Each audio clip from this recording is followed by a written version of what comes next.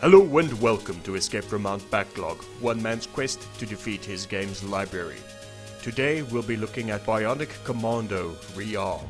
BIONIC COMMANDO Rearmed is an update of the NES Classic, and a rather faithful one at that, in that they allegedly reverse engineered gameplay using the original as reference, going as far as using math to recreate the timing of the arm extension and swing. They also used the original color palette as reference for their levels. This explains the bright primaries such as the green military bases and the red boss battle rooms. This version was developed by Grin. Just Grin. Not Grin Games or Grin Studios. Just Grin, which made it a little bit harder to Google. Grin were based in Sweden. They unfortunately closed their doors and filed for bankruptcy in 2009, promptly after they shit the bed with a god-awful trio of the Wanted and Terminator Salvation movie tie-in games, and the gritty reboot of BIONIC Commando. If you can't remember the plot of that BIONIC Commando, it was set in the dystopian Pepsi-fueled future, and your bionic arm was your wife, but that's not what this video is about. It's about the good one. You know, I remember when I was a kid growing up, I actually got BIONIC Commando for Christmas one year. Of course, it wasn't the NES version. The NES wasn't really a thing where I was growing up. This was more Sega and PC country. But one Christmas was '93. I opened my Christmas present, and in it was a joystick. It was the QuickShot QS-123. Better known as the Warrior 5, and in the bottom of that box was a copy of BIONIC Commando for DOS. I think it may have been a pack-in, but my memory's a bit fuzzy on that. Anyway, the game was amazing, judging by the box. I mean, I saw the box art, and I was like, yeah, this is gonna be something. At least that's how I remembered it when I found it again on the good old-fashioned Internet Archive.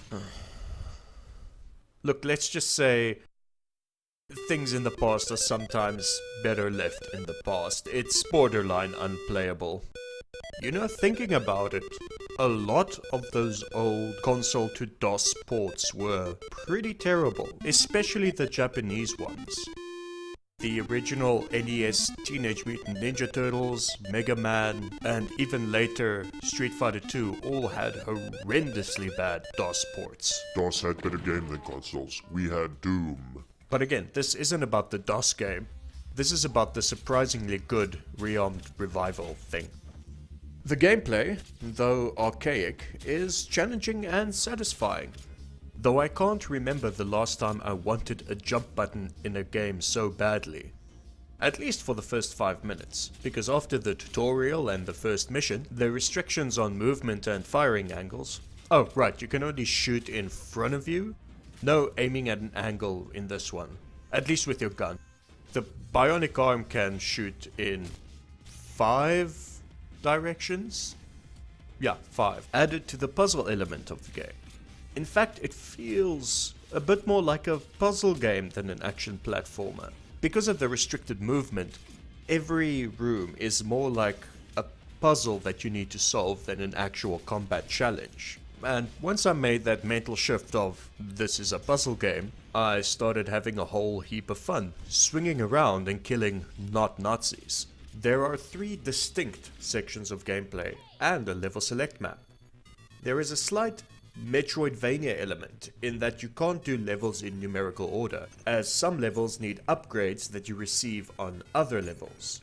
And there are enemy forces that move around on the overworld map.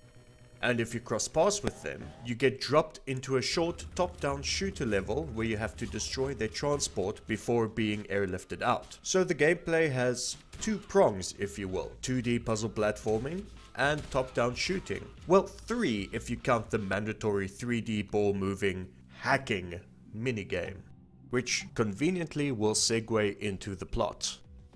The plot concerns you, a bionic commando, waging a one-man war against an evil empire that's totally not Nazis, guys. They've launched an advanced weapons program, and you have to dismantle their war machines piece by piece, and that's it. And this may be a spoiler, so spoiler alert.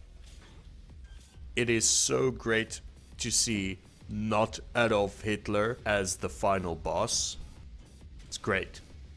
A simple plot, which again is just a throwback to the 80s. I mean, 80s video games had very straightforward plots. Save the princess, kill the demon, or kill the Nazis.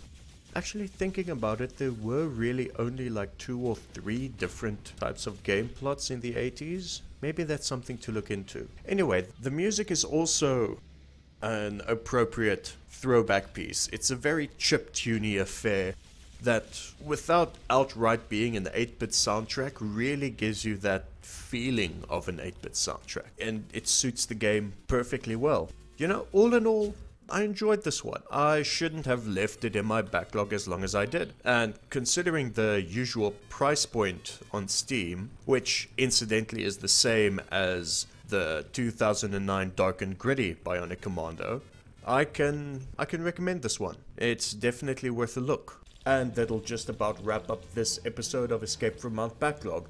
Have you played BIONIC Commando? Is it in your backlog? Leave a comment below. Also, just a quick announcement, I checked this morning, as in Thursday morning, and it seems we've reached 49 subscribers. And I can't thank you guys enough for that. And if we can get just one more, I'll run a poll, let you guys decide what the next game will be. I might even do a giveaway. Let's see what happens. Anyway guys, please remember to like this video, share it around, and subscribe to my channel if you haven't already. And tune in next week when we look at something weird and Japanese.